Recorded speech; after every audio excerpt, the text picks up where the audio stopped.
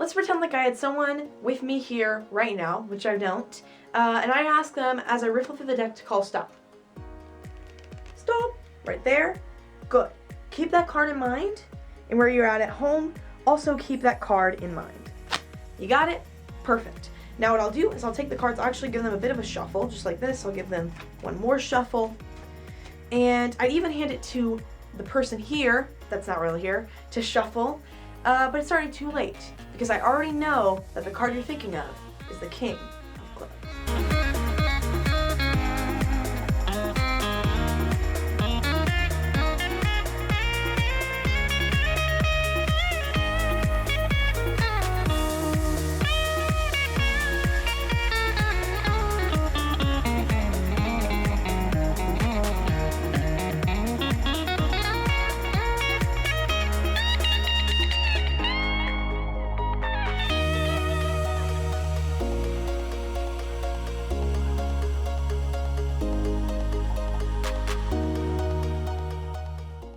Hello everyone, and welcome back to the channel and to the second episode of the quick tutorial series. Before I continue any further, just so you know, if I'm staring a bright light in the face right now for this particular video and this particular setup, so it's kind of weird. So if it ever seems like I'm not entirely sure what I'm talking about, it's because of the light. Just blame it on the light. Anyway, welcome to Quick Tutorial Episode 2. For those of you who don't know what's going on here, this is my quick tutorial series. Basically all it is, it's a quick magic tutorial, a quick tutorial for a piece of magic, and it's just going to be quicker than any of my normal tutorials, set up a little bit differently. We don't go as in-depth and everything, but I'm pretty excited for this series, and I really like this series.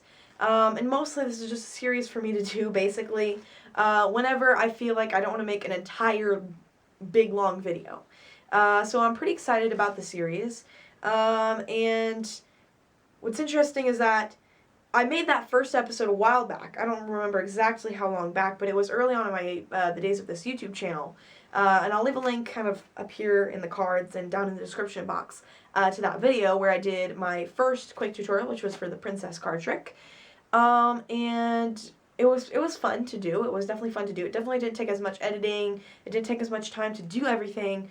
It's a quick tutorial, obviously. But after that, I plan to do maybe a couple videos in the future.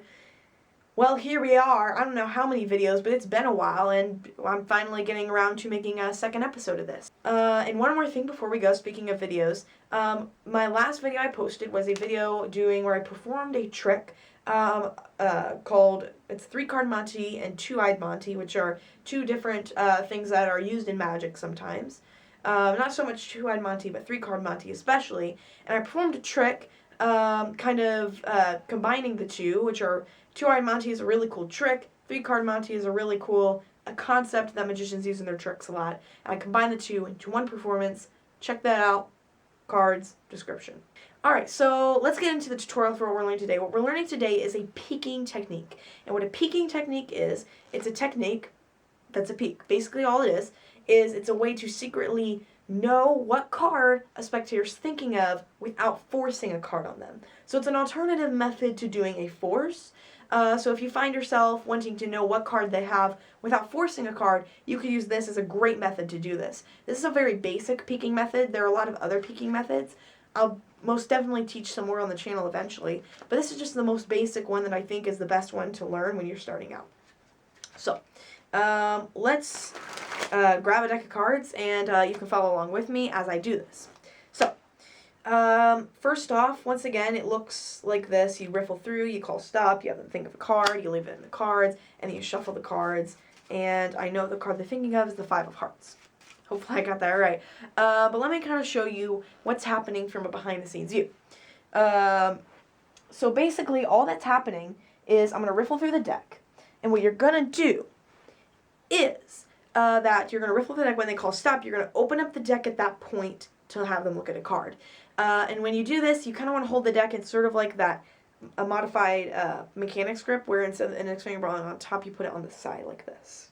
Like that. So that's basically how you're going to do this. You're going to riffle down the side. When they call stop, you open up, and you let them look at this card. In this case, it is the 9 of hearts.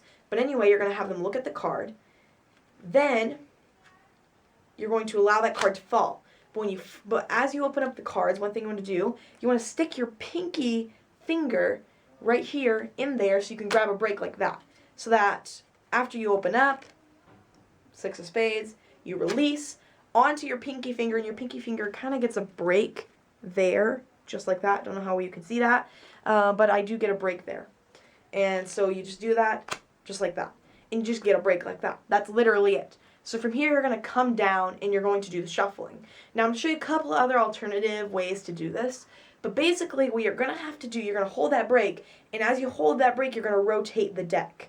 And what's going to happen is that if you continue to hold that break as you rotate the deck, what's going to happen is, let me kind of show you here from behind, these two packets, the top packet's going to rotate outward from the bottom packet, and the card they just looked at is going to peek out from the bottom.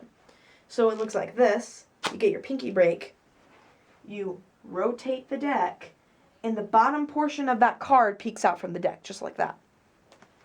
And it's pretty cool when you do it, because all you have to do, turn the deck around toward yourself, just glance down at it. You do, of course, have to read it upside down, but I see 10 of spades. Now I know it's the 10 of spades. So, a couple of ways that you can utilize this, and keep in mind, it will take some practice, but you literally just have to get a pinky break and then rotate the deck with that break. And you'll experiment with how large the break should be and how much pressure you should apply when turning the deck, but you'll be able to get it something like this. So, you have them look at a card. In this case, we'll use the 9 of spades, for example. We turn the deck over. Once we've turned it over, we glance at it, and we immediately begin shuffling. This is probably my favorite way to do it because it's very natural. I see a lot of people doing this peek where they do this, they talk, and then they turn it back over. It's not bad, and that's the way I used to do it too, but we definitely want to give justice or, justification, as I said, bright light staring me in the face, but we want to give justification to the fact of turning the deck over. So a natural reason to turn the deck over to see what card they looked at is to shuffle the deck. So if we turn the deck over like this, we glance down as we begin to overhand shuffle, and that's that. So again, it's simply just the fact of getting your break, turning the deck over, and then overhand shuffling, and that's all you have to do your peek, essentially. So running through that from the magician's perspective, I'm going to show you what this looks like. Call stop, stop.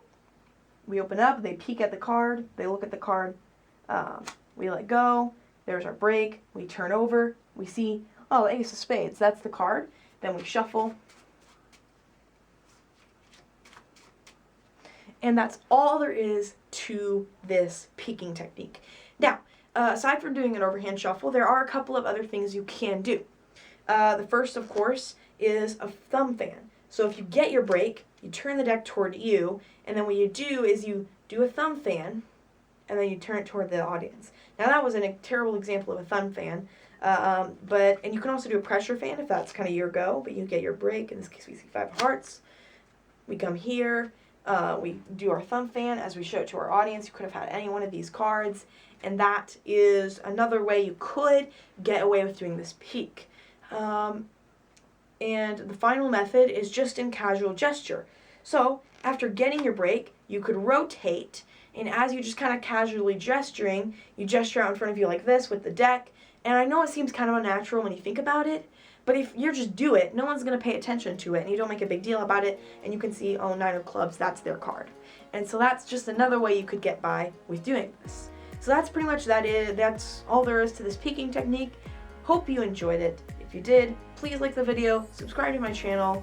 I hope to see you in a couple more videos. And if you did like this series and you want to see more of this, leave a comment down below. And that's pretty much it. So, yeah. See you next time.